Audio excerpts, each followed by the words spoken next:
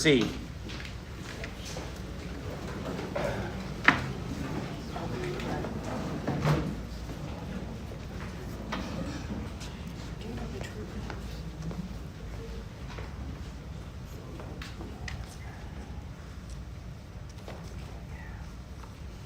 Color guard attention. Color guard advance.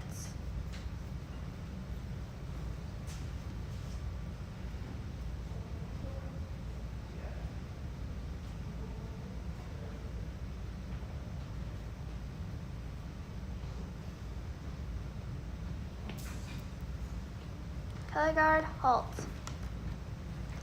Color guard cross the colors.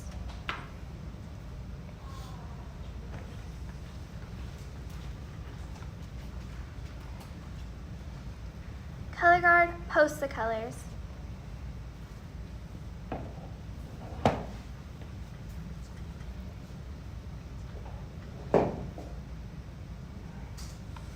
Color guard honor your flag.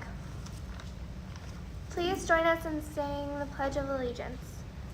I pledge allegiance to the flag of the United States of America and to the republic for which it stands, one nation, under God, indivisible, with liberty and justice for all.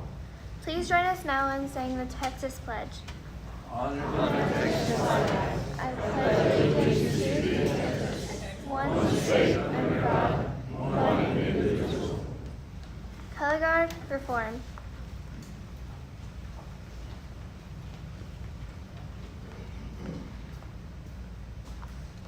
Color guard retreat.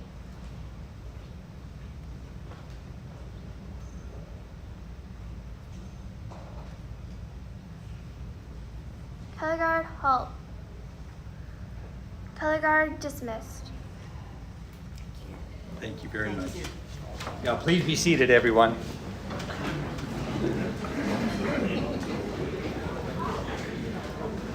Well, in addition to our budget meeting that we get to have this evening, we also are going to have a chance to hear about resilience hubs and emergency management.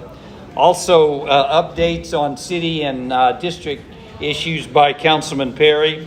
Plus, we've got some special announcements. One of them I know you guys are too young for, but we'll get to hear about learning in retirement from NEISD.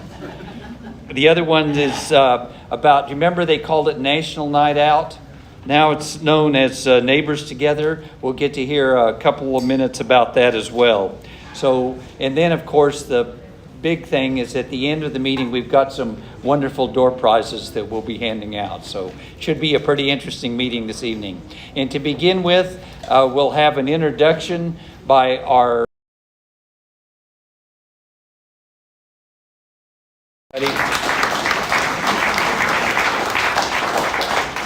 All I can say is, wow, look at this crowd out here tonight. This is great. And we got a lot of city folks here just ready to answer all of your questions that we can't get in during the discussions here. But yes, I do want to introduce Eric.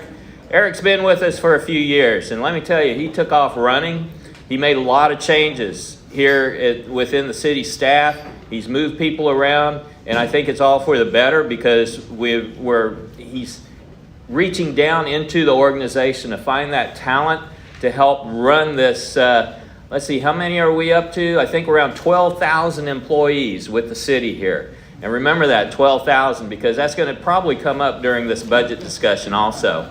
But yeah, I'm very happy to introduce Eric.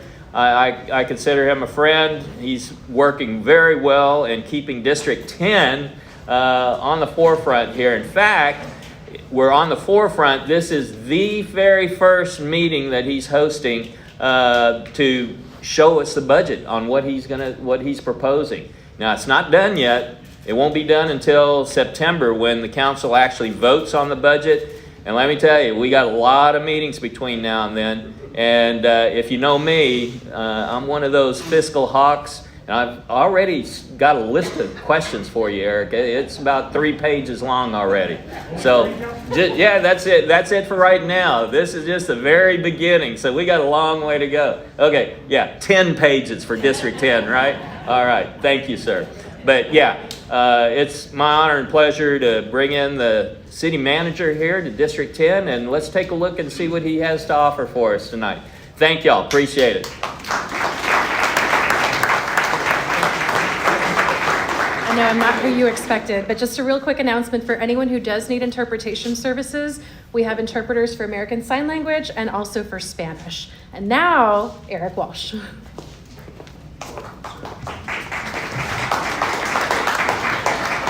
All right, thank you for hosting us. And Councilman, District 10 is always the first one out of the chute. I think this was the last. Should be. Yes. I think this was the last group that we talked to at the beginning of summer when.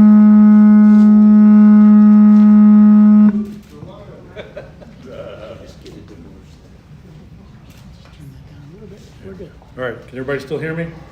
Okay, good. Craig, you gonna run the slideshow? I am. Okay, all right, let's go to this first slide. So before we get too far, I mean, if you see the back of the room, we have a lot of the departments represented tonight. We're also joined by both SAWS and CPS for additional information. So as you have questions, or if you want to go to the back and pigeonhole the chief or any of other department heads, please feel free to do that. We're all here tonight to kind of lay out the proposed budget, but more importantly, answer any questions you might have. So last Thursday, we laid out the proposed budget to council, and Councilman Perry just mentioned we're going to have 10 town hall meetings. We have 10 council budget work sessions in all the key areas, and the council is scheduled to adopt the budget on September 15th. So for the next month, we've got a lot of public meetings and a lot of meetings with the council to get into the details of the budget. So in terms of the proposed budget that I laid out last week, there are a number of key messages, right? Key themes. The first is that the proposed budget is built on the priorities that the council set at their work session last April. Areas such as infrastructure reducing property tax, providing property tax relief, public safety, infrastructure, affordable housing, public health. And it's also built upon those of you that participated in the survey, the budget survey on the trial budget that we ran through the end of May to the beginning of July. We had over 11,000 participants. The priority of the public that participated in that survey: provide property tax relief, public safety, infrastructure, parks and recreation. So mirrored up very closely to what the council said as a group, and provided the direction I needed to work with the departments to put together the proposed budget. They're having a little trouble back Eric, here. can you speak up? This Let me turn it up a little system's bit. not working back here. And we pre-tested this thing, and it's still not working. Put it in the budget. In-house is this microphone, this is just for TV. Okay, all right. Can you hear me in the back? A little bit. Okay.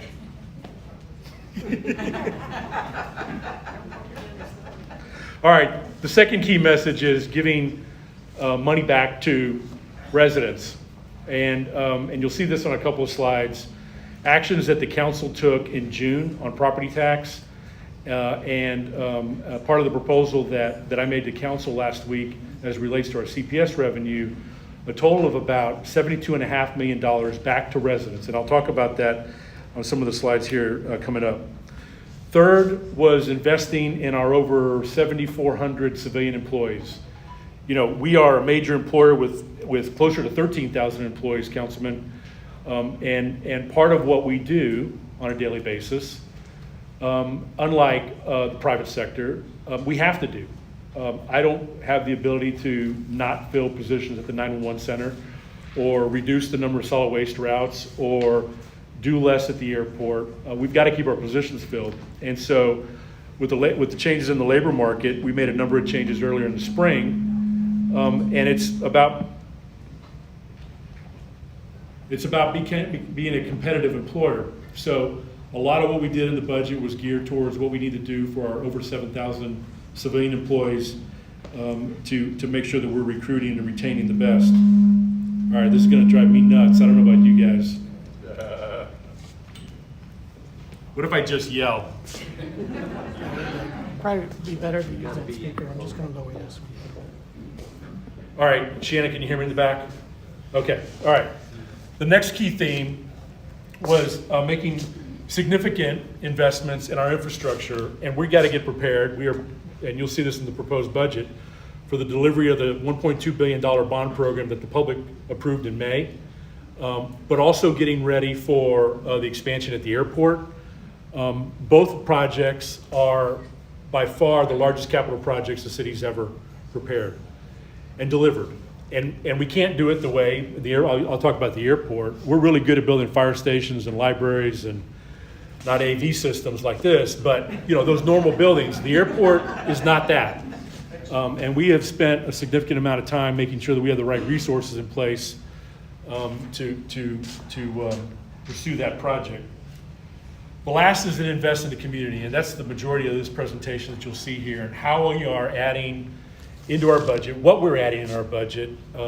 We are spending a significant amount of money on our facilities. We did a lot of work last summer to prepare for the bond program conversations, and I'll remind everybody, when the council started talking about what we were going to have on our $1.2 billion bond list, the council started with a list of $3.3 billion. We have a lot of city facilities, a lot of them old and a lot of them that need work. Unfortunately, we weren't able to include those on the bond program, so we do have a significant number of facilities that are included in the bond program to begin renovations and make sure they're usable for the public. So these are the citywide results from the survey, and we've included on the slide what the District 10 results were. So again, you see, especially with District 10, a lot of commonality between the citywide results and the District 10 results. Next slide. So our total budget for FY23 is $3.4 billion, and it's broken up. You guys have seen this slide before. It's broken up into three main areas. Our general fund, which we'll talk about tonight, which funds all of our general services. It's where we collect our sales tax, our property tax, and CPS revenue.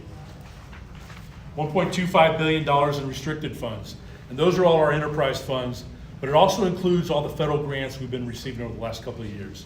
So that's $1.2 billion. And then our capital program, which is primarily now going to be the 2022 bond program, as well as a number of other facility work that's underway, $641 million. Next slide. So where does the general fund sit? The $1.5 billion. Now you see the majority of our money in the general fund is spent on public safety. Next year in the proposed budget, 60.7% of the general fund will be spent on police and fire, and I'll talk about both those departments and the additions we're making, or I'm proposing we make in those departments.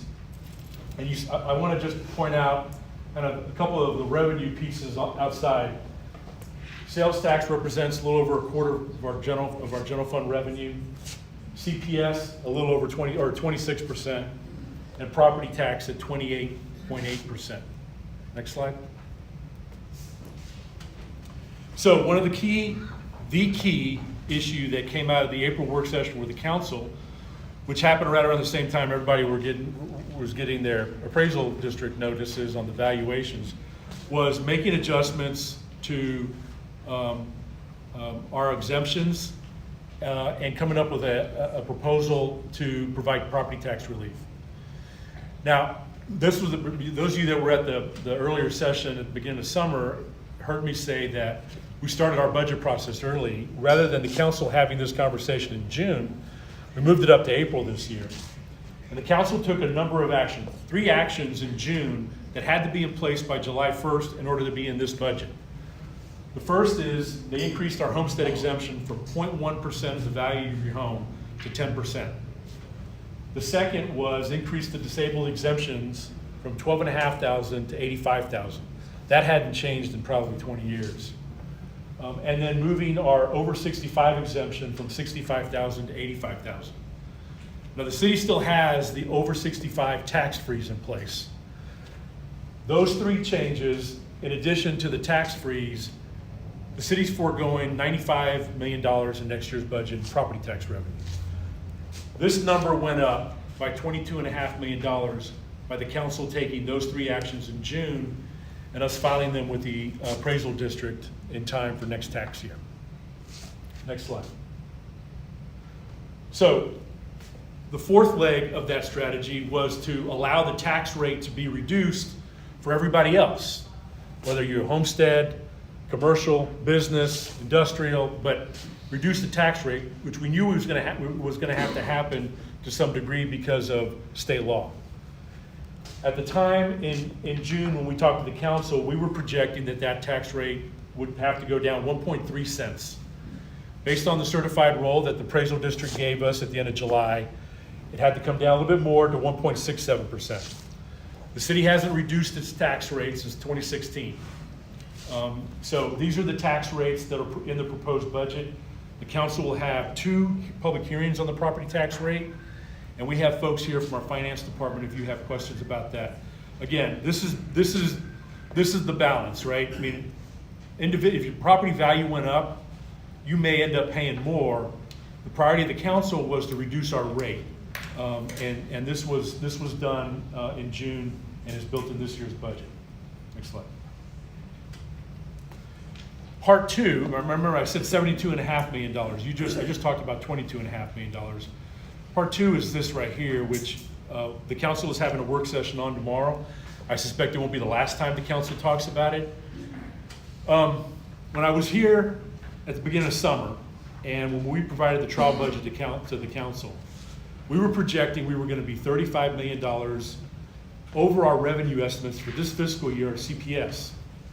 The majority of that was being driven by, frankly, geopolitical issues and the price of fuel, and that was our projection at the time.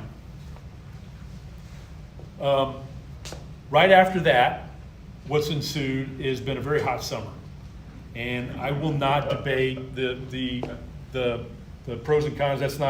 That's way outside my bailiwick. The pros and cons is this the norm? Is it not the norm? I don't know. But the fact of the matter is that it's been hot all summer long. So demand has been up, and fuel prices are still high. So we're projecting now we'll be $75 million over our revenue estimate for this fiscal year. I'm not even talking about next year's budget, just this year. So I propose to the council that we take $50 million of that $75 million and apply it how we earned it. The city purchased CPS 70 years ago, and they pay us 14% of their revenue. If CPS was a private company, they'd be paying us property taxes for the right-of-way, for the line, transmission lines, you name it. For the power plants, they'd be paying us property taxes, and that was set up a long time ago. And our revenue financial policies, given the erratic nature of CPS revenue, our revenue, it's a good thing to be 2 or 3, maybe even 4% over revenue in this area. That's good for us, and we bank on it, but we don't assume it's always going to happen. But $75 million, we've never seen before. The proceeds we received from CPS in the month of June and July are the highest proceeds that the city's ever received since we've owned CPS. So obviously, this is different. My recommendation to the council was that, as I mentioned, we push it back in the form of a credit to all customers, regardless of where you live, regardless of whether or not you're a small business or you're a commercial company or you're residential, regardless of whether or not you live in the city or outside the city, because that's how we collected the money. We do not necessarily want to create any sort of regulatory issues, right? Because CPS's footprint goes beyond the city of San Antonio. So treating every customer the same. The vast majority of that $45 million of the 50 would go to residential. There are over almost 900,000 residential accounts that CPS services. The average resident in the month of July had an electrical bill of $230. Based on the average, it would be a $31 credit. If you live in a one-bedroom apartment and you spent less than $230 in the month of July, you'd get less than $31. If you spent more than $230, you'd get more. It comes out to about 13.4% of your bill in July would be credited to your October bill, across the board. This, as I shared with the council last week, this is not going to get rid of anybody's past due balance to CPS. It certainly isn't going to pay anybody's complete CPS bill. But it is the owner of CPS, the city, in my view, doing its part, given that we've all seen extraordinarily high utility bills. And as I just laid out, the city has seen extraordinarily high abnormal revenue. 5 million of the 50, I propose we put into a contribution into the REAP fund, which is a low-income assistance program that exists right now. And we will work with CPS to amend the guidelines. Right now, under this program, if you qualify, you can only go to that fund twice a year. So we would work with CPS to amend those guidelines to allow for individuals that qualify to go to that fund more than twice a year with that $5 million. So, as I mentioned, the council is going to have a lot of conversation about it tomorrow, and likely that will not be the last time. You know, it is highly unusual, but I felt like we needed to do something in order to address the extraordinarily high bills and the extraordinarily high revenue we've seen over the last couple of months. Next slide. So infrastructure maintenance, a big part of our proposed budget, a top priority of both the council and the public's. Next year's proposed budget has a total of $154 million, almost $154.5 million in infrastructure maintenance. The majority of that in streets and sidewalks. We are using $6 million. Remember I talked about the $75 million over budget with CPS. 50 are being proposed in terms of a credit. The other $25 million is being spent in 3 areas. One is an additional $6 million infusion in sidewalk money. The second one is to outfit and have on hand a small warehouse that the city will keep emergency all hazard supplies. Twice in the last 2 years, we've had to buy emergency supplies, and I got plenty of big buildings to put supplies in, but I don't have a stock. So it's building some of that. And then in the third area, it was $10 million towards our Edwards Aquifer Protection Program.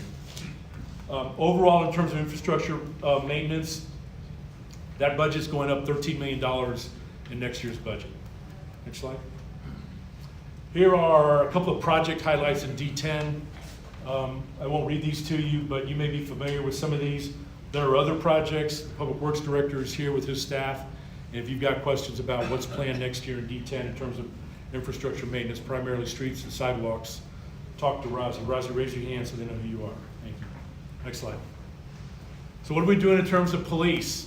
So we've commissioned a violent crime, the chief has commissioned a violent crime study by the Department of Criminal Justice at UTSA, 2 doctors that have done similar work in other major cities here in this country.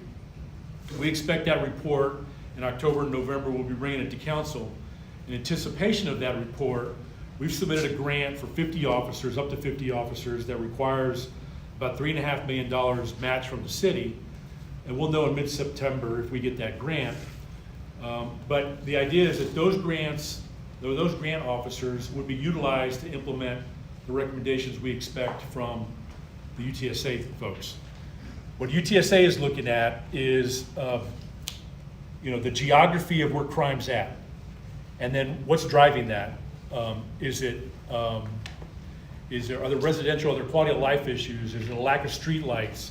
Is it a lack of police visibility? What are the elements? And our plan is to use those 50 officers to press down, or have the chief press down in those areas regarding crime. It's not all going to be about crime, though. I mentioned street lights. We've got about $5 or $6 million in our budget right now to add street lights. The number one area that we're going to look at are those areas that are identified that have that common feature about 911 calls and specifically violent crimes. And so we'll be working on that. We're also adding 28 police supervisors to our North St. Mary's Police Station that'll start construction this year. It's scheduled to open up at the beginning of 2024, and we've got to get those positions filled in the academy by next summer so that we can transition to the new building. We have $6.2 million in the proposed budget for the collective bargaining agreement that the council and the police union voted and approved on earlier in the year. And then $1.7 million for the replacement of our in-car video system. Every police officer's got a body cam. Every police officer has got a body cam. We also have cameras in the vehicles, and it's time to replace that system. Fire, two main units that we'll be adding. One of them in District 10, or right on the border of 10 and 2. Most of you know that Fire Station 24 was a 2017 bond program. It's located off of Austin Highway. That building will be open up in October and November, and we'll move into that new building with a lot more space. We're going to outfit that building with a first responder unit and 6 firefighters. It's just an added capacity unit so that we can respond primarily to medical emergencies. You know, if you drive by that fire station, we've got an engine company and we've got an EMS unit. This gives us a little bit more access to be able to respond to those emergency medical calls in that area. And then we'll be adding a ladder company to Fire Station 45, which is in District 6, near, right behind Rudy's off of 151. And then we've got the collective bargaining agreement for the police, for the firefighters included in next year's budget, obviously. Next slide. So in terms of Parks and Recreation, we've included $7.7 million to renovate and improve 17 Parks and Rec facilities. $10 million for the Edwards Aquifer Protection Program. Let me talk about that just for a second. You remember that used to be funded by sales tax, approved by the voters. And when the council put before the voters a shift in the sales tax to the Ready to Work program, we needed to come up with an alternative for the Edwards Aquifer Protection Program. We have purchased thousands of contributing zone and recharge zone properties over the last 20 years in order to safeguard that aquifer. Part of the plan the council approved was to continue to do this program, but fund it with an increment of our revenue from SAWS. Rather than issue debt in next year's proposed budget, we've got about $8 or $9 million left from the sales tax. We're going to couple it with that $10 million and continue to purchase land and protect the aquifer in next year's budget. We also have new segments of the trail system coming up. Yes, sir. Why the city is purchasing the property when SAWS is? Because SAWS is the water protection. That's an age-old question, right, that a lot of council members asked. Because it's not friendly to agriculture. Yeah, well, and that's why we're using SAWS revenue to issue that debt and pay for that going forward rather than sales tax. Because there obviously is a linkage between revenue from SAWS and protecting that water source. But that program originally was approved by sales tax. And if we were going to continue it, it needed to have that linkage to SAWS use. So who actually owns? I'm sorry? Who actually owns the property? City owns the property. And usually, most of the time, or about half the time, they're conservation easements. The other half, if it's a straight out purchase, then the city owns the property and we maintain it. Yeah. So we're adding 2 new facilities and parks. Sorry, none of them in District 10.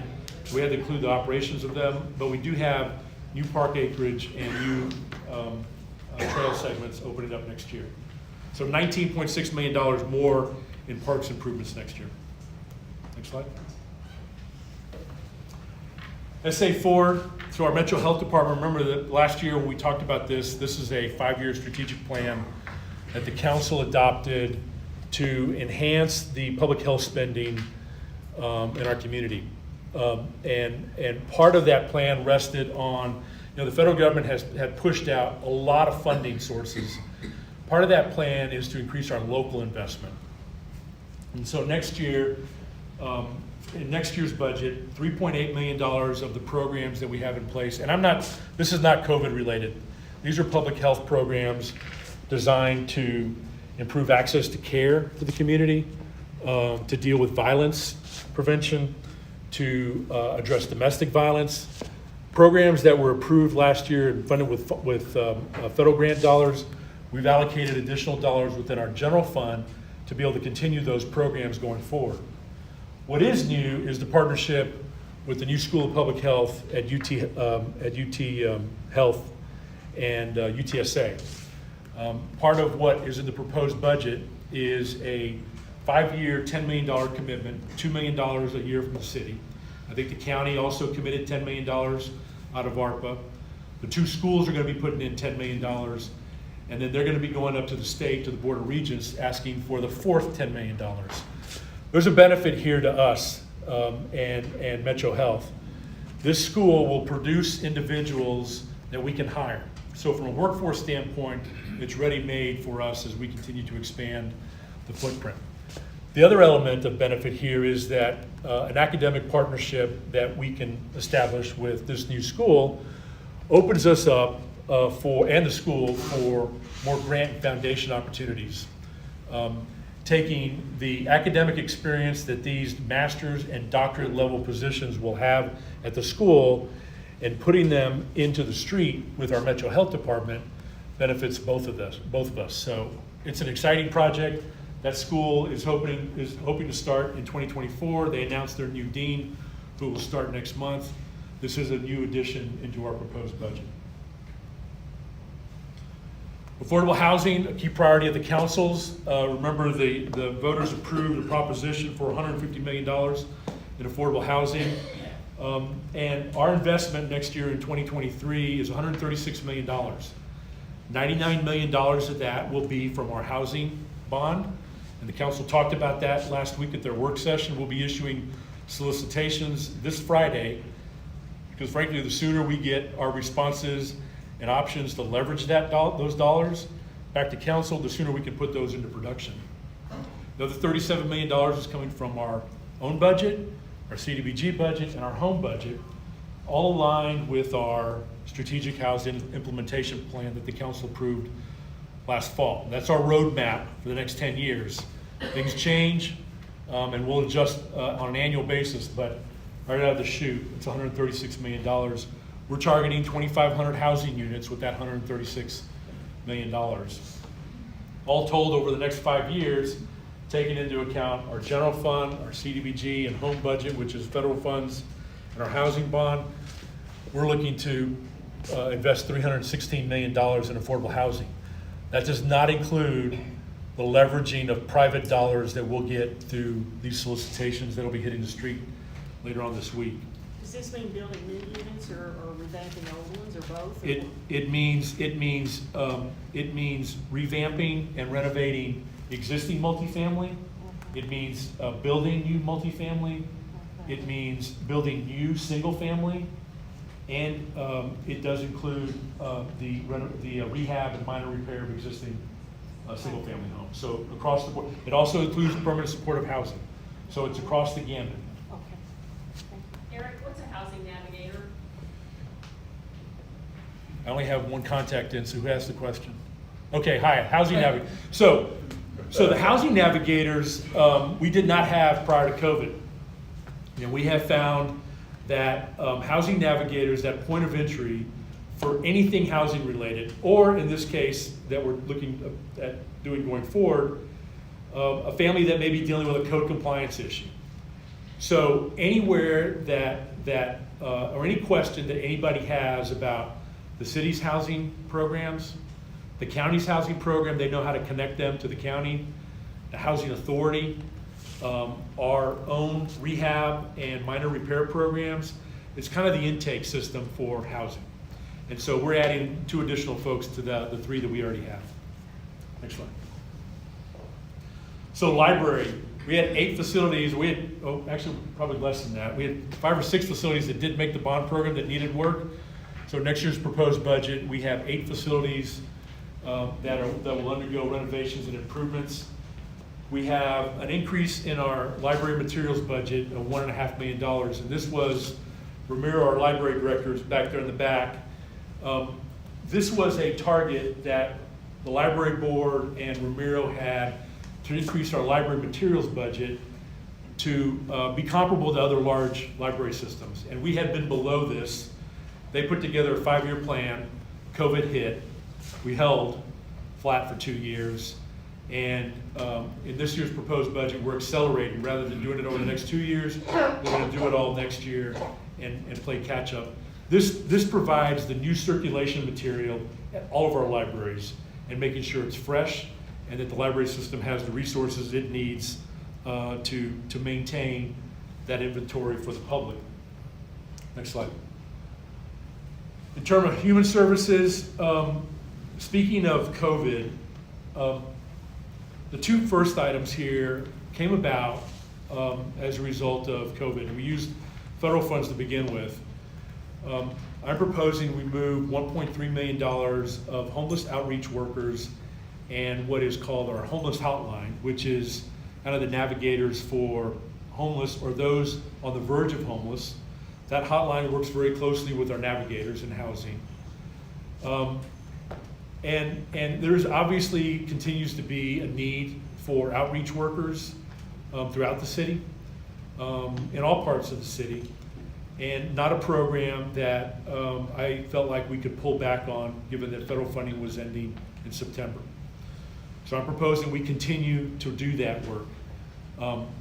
You know, I think we're going to be doing this for a while. The one good thing that came out of COVID was that the city and our homeless nonprofits and agencies work very closely together. They all have homeless outreach employees. And rather than compete with each other, we split the city up and encampments up in areas of the city. So we gel, we work well with them. There's still a high degree of need. Yes, ma'am. So $136 million that you mentioned on the previous time, for affordable. Yes, ma'am. So that doesn't include anything for the homeless? That's just for affordable housing for low income? There's an element of that within our $99 million in the bond program. It's called permanent supportive housing. About $25 million of that is for those coming off of homelessness or are about to edge off into homelessness. So I would probably include that into a homeless category rather than a housing Is category. any of that going to include mental health for them? The wraparound, the permanent supportive housing is not just housing on its own. It's got the wraparound services, and we don't have a lot of that in San Antonio. And we have $25 million out of that $150 million to do that. How much of this is for the transient immigrant center on San Pedro? None. I've been told the city's paying for it. Well, you got the city manager right here, and I'm telling you we're not. The federal government's paying for it. No, that's why I'm asking. Yeah. The federal government is paying the full boat. Thank you. They're paying for our time, they're paying for the lease, they're paying for the food. Because there's probably. We need to move right along, we're running out of time. Okay, all right, I'll move, and then we can get to the questions. There's a gentleman there in the back.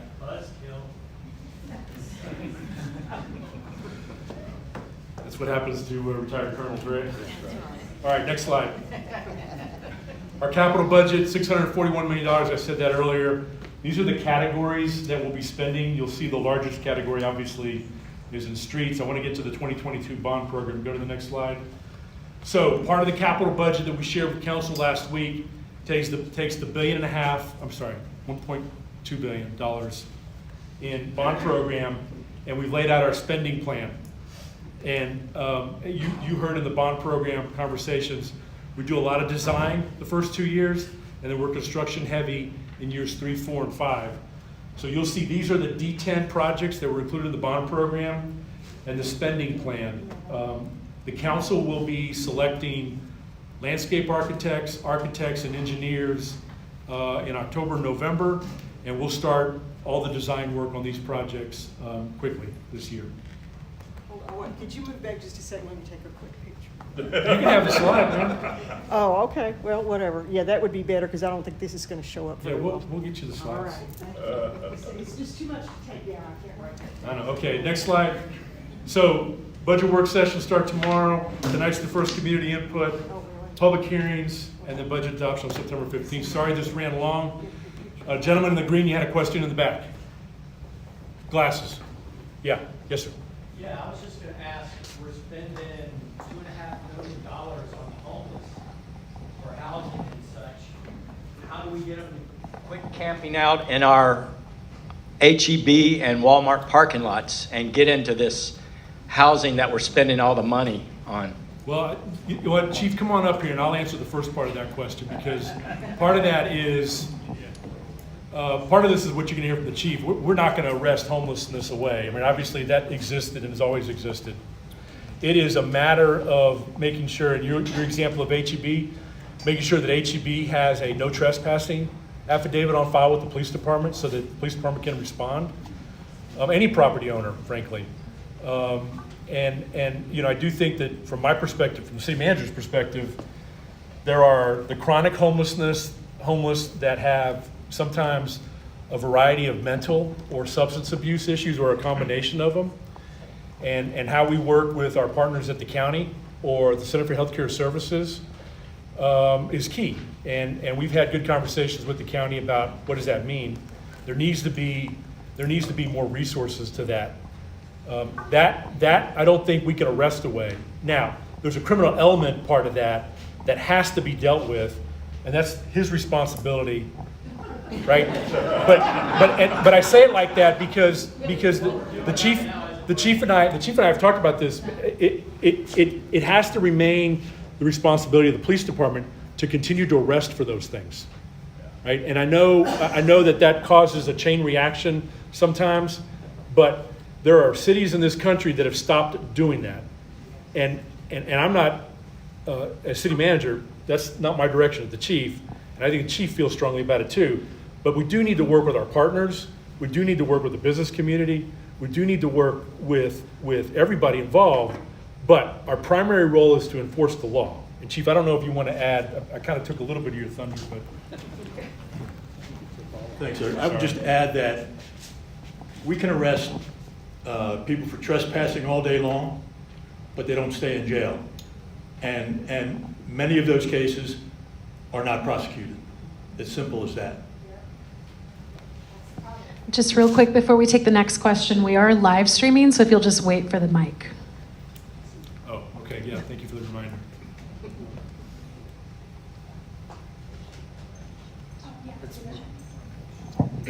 Hi, Shelley Grundon, so I'm Precinct 3060. My question is, when I lived in Seattle, I was actually part of a program that built small housing for those that needed mental health. We put a lot of money into that. A big majority of the budget went into that. Got them mental health, when they stayed on the mental health program, got clean, all of that, then we put them into the mini housing. There was security around the property, things like that. Is there any idea of that coming? Because there is an issue, there is a need for mental health help. It's just not there. There is a group that is developing a small house community on the outside W.W. White on the far east side. And they're developing that, and with the idea that it's a campus type environment where there's access to services. It's not just for homeless that have mental health issues, it's for those that are chronic homeless. And the city's had some involvement with them and that agency, and I suspect will continue as that idea gets off the ground. Yes, sir. I have a question for the chief. What is the reason that the people that are arrested are not going to jail or not doing time or not even being prosecuted? Well,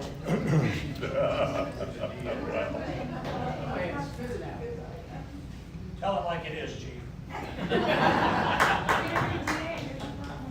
you know, I'm going to try and keep this short because I could talk to you about this for an hour. But there's less of a focus, not with the police department, but there's less of a focus paid to, and I'm going to say quote unquote, the less serious crimes than there is the violent crimes. And a less serious crime is not less serious when it happens to you, or it brings down the quality of life in your neighborhoods. And when we talk about trespassing, we talk about criminal mischief, and some other crimes, they're simply not prosecuted, and they certainly don't spend any time in jail. And what happens, we are the first part of the criminal justice system, the police department. We can arrest all day long, and we investigate, we testify in court, and once it hits that point, we're done with it. What happens after that is the responsibility of the rest of the criminal justice system. So it's a problem. It's been a problem. Every neighborhood I go to across this city is concerned about these same issues that you just brought up. And if you let the little things go, it leads to the bigger things. You've heard of the broken windows theory. What we're seeing right now is the opposite of broken windows theory. You let it go, and it leads to more violent crimes. You don't arrest, you don't prosecute the minor drug offenses, and it leads to bigger crime. A lot of these people who are arrested for minor drug offenses, small amounts of drugs, are involved in a whole lot of other stuff out there. So it's an issue for us. We're concerned about it. I'm concerned about it. And I'm not seeing any light at the end of the tunnel right now. Right over here.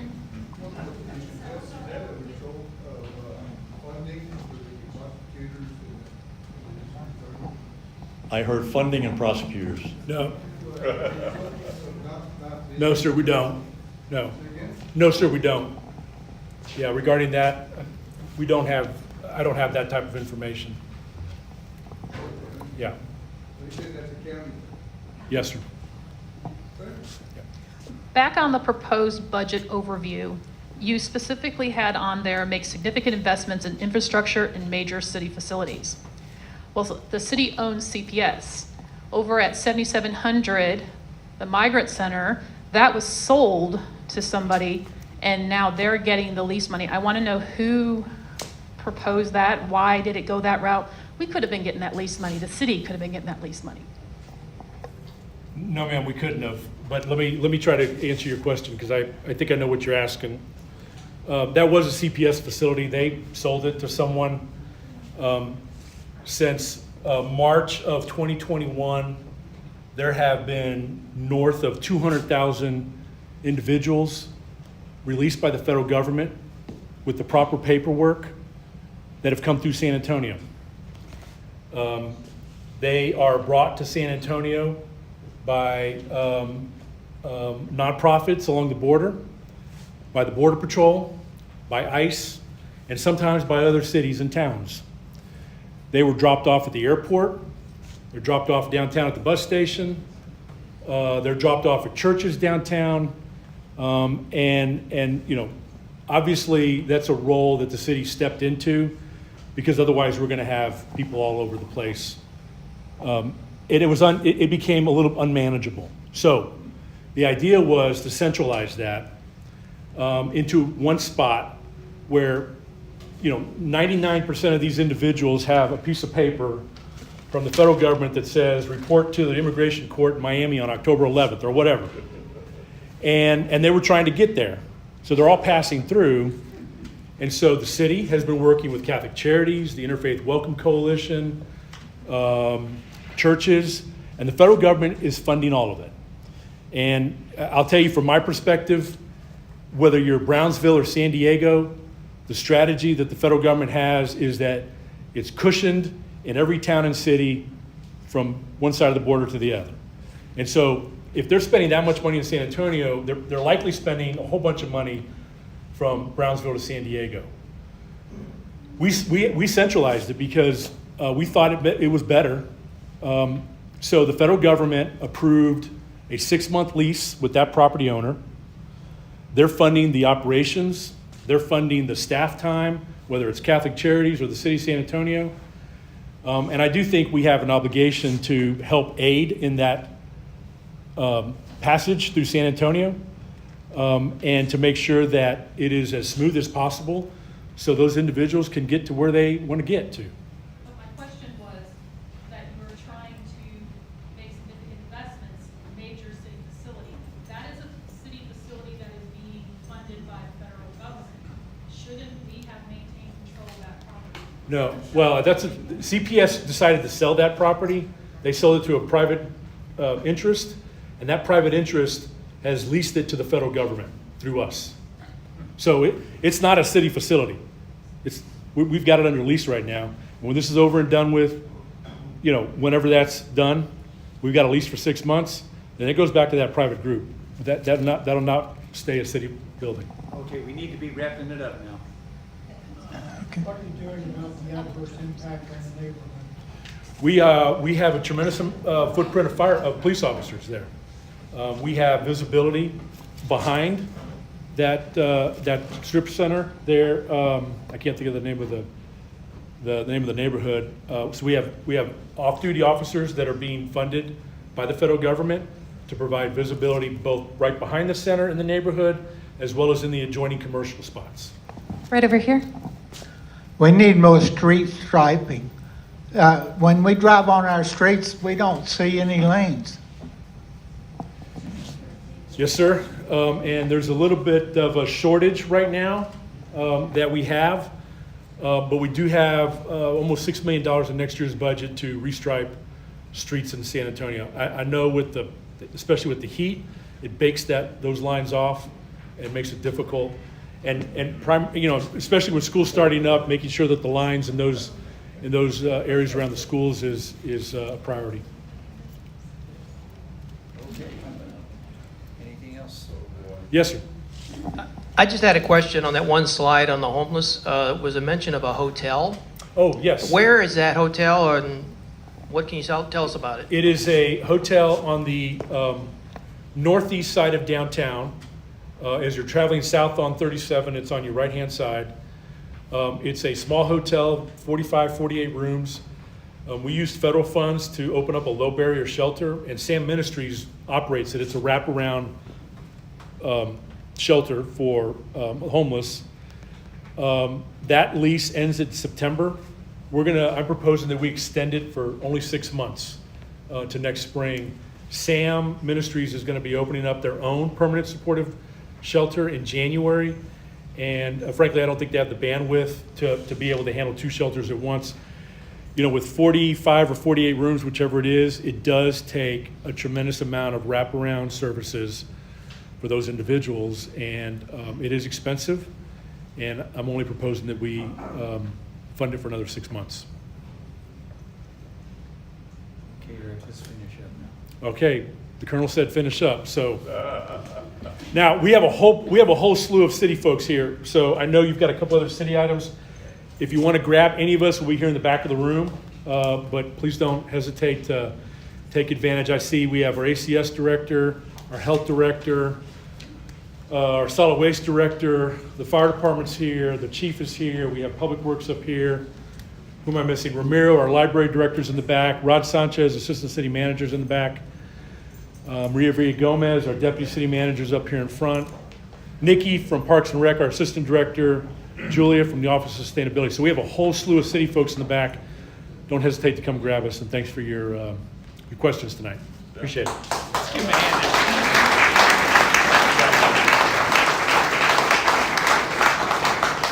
Okay, everybody know what resilience hubs are? We're about to find out from emergency management. James Mendoza. James? Here he comes.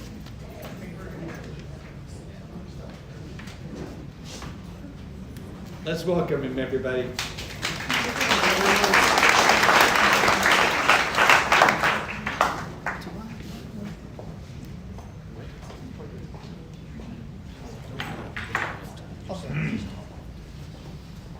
I'm a member of District 10, a resident, so everyone be nice. I see some of my neighbors back here, so thanks for being here this evening.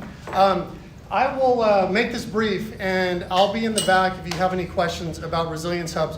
After the winter storm, Uri. Introduce yourself, James. My name is James Mendoza. I'm with the Office of Emergency Management, sorry. I didn't think I was going to be following the city manager. So after Winter Storm Uri, the idea of resiliency has come up, and the idea of resilience hubs is something that I've been out, and part of our team has been out talking to residents about. So it's a familiar and trusted place. we've identified 4 locations throughout the city that we're piloting to open resilience hubs in with backup power, emergency information, and we think that it's going to be really a crown jewel of the community and of the city that we can use during emergencies, during recovery operations, and of course everyday operations. We have identified 1 resilience hub in District 10, which is the District 10 Senior Center. It's a great location, and we're using city money to purchase generators to back those locations up.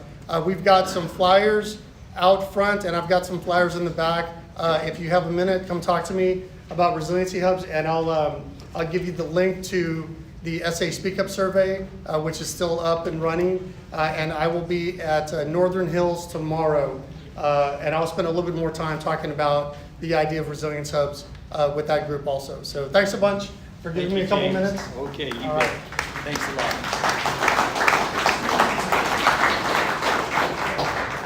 Okay, before we hear from Councilman Perry, let's hear a couple of real quick announcements. Linda Camus, if you'd come up for NEISD and talk about learning in retirement. Anybody here retired?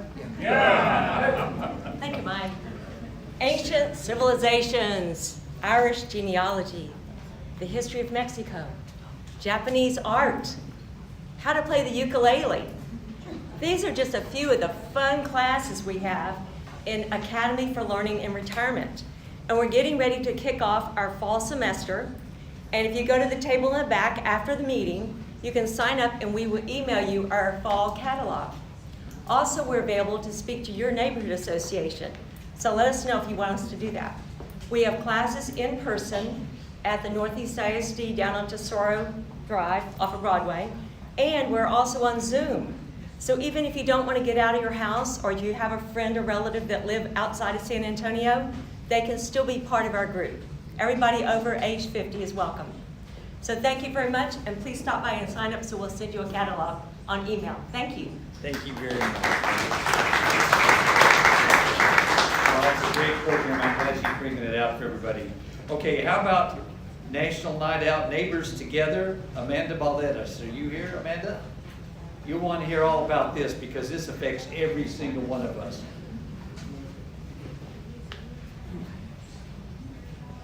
Hello, good afternoon. My name is Amanda Balderas. I am the Community Services Supervisor for the SA. Speak up, please. So my name is Amanda Balderas. I am the Community Services Supervisor for the San Antonio Police Department. After a 2-year breakup, we are excited to announce the San Antonio Neighbors Together, which is formerly known as National Night Out.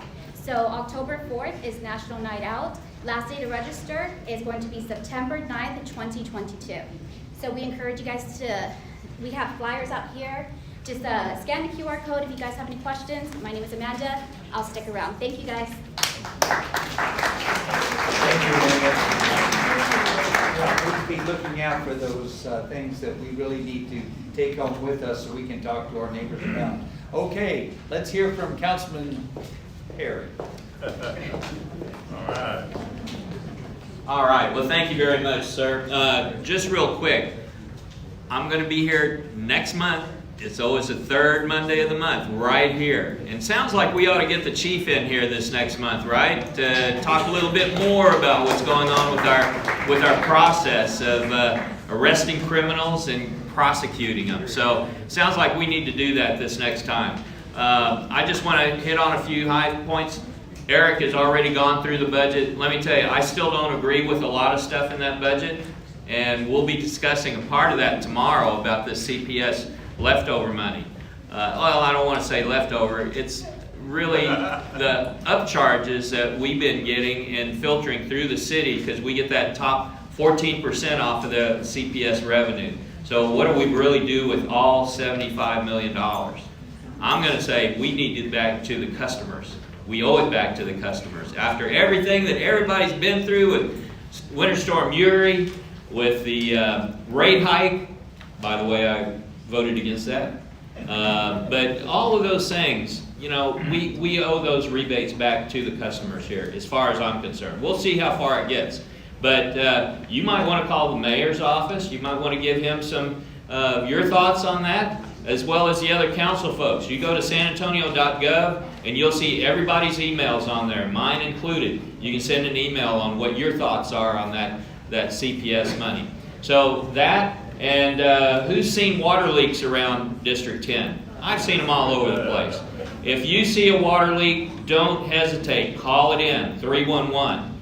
And if you don't see something happening, call my office. Give us that reference number, and we can follow up with SAWS. Let me tell you, we're staying on top of that, and I hate to see that water flowing down the roads.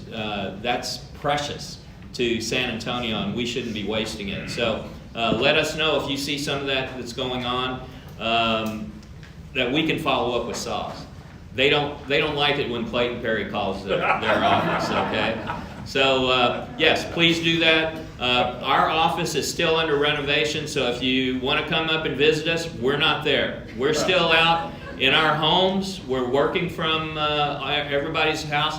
I'm downtown quite a bit, but if you have an issue, don't hesitate to call us. We're still working. Our office should be up and running within the next 2 weeks, so we'll be back in force there. So love for y'all to come up and visit us and keep Steve Peterson and them awake. I'm just kidding. They're awake and they're working. I mean, Steve gives us their daily calls that people are calling in, and we're getting 30, 40 calls a day trying to keep up with what's going on. So, and helping customers out there. What else was there, Paul? That was it. That was it. Short and sweet, sir. Keep you on target. Yeah. And we'll see y'all here this next month. And we'll see if we can get the chief out here to go over some more of that stuff. All right. Thank y'all very much. Appreciate it.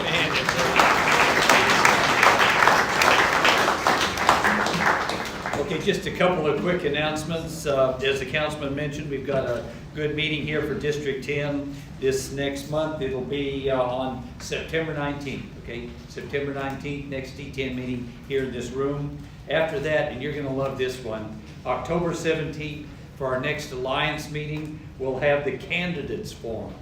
So that ought to keep us all awake. I think that should be most entertaining. Again, that's October 17th. Now for the candidates forum, election day is November 8th, and we can start voting early between October 24th and November 4th. So those are some dates that we need to learn, and we need to tell our neighbors about them. I want our area of town to be heard in the vote, so that'll be very, very important. I'd like to thank all of the representatives from the city that are out here tonight. We really do appreciate the fact that you've come to this first budget meeting, and I think it's very important for all of us in the room to go back there and ask them those specific questions we want to ask. We've also have with us a couple of famous people. Let's see, Representative Steve Allison's here somewhere. Oh, there he is in the back of the room, yeah. Welcome aboard, sure glad to have you here. Commissioner Tommy Calvert was here. Is he still with us? There he is, yeah. And former Commissioner Trish DeBerry, are you still with us here? There she is. And what other famous people have I left off? Yeah, we got a lot. Yeah, okay. All right, well, now's the time to pick who has won these wonderful door prizes. So let's go ahead and, yeah, that'll be a good one. These are these energy-saving kits. They're incredible. You can't believe what's inside of them. I need somebody to help me pick. All right, pull out your little red ticket, and I'll read the last three numbers. Are you ready? 265. Are you gonna love it? 265. Going once. There it is, back there.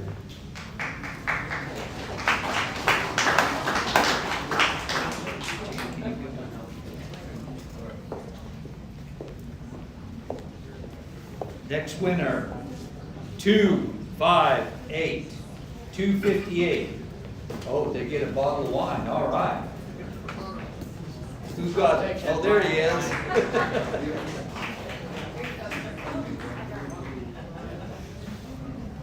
Are you ready? 260. Oh, right out in the front.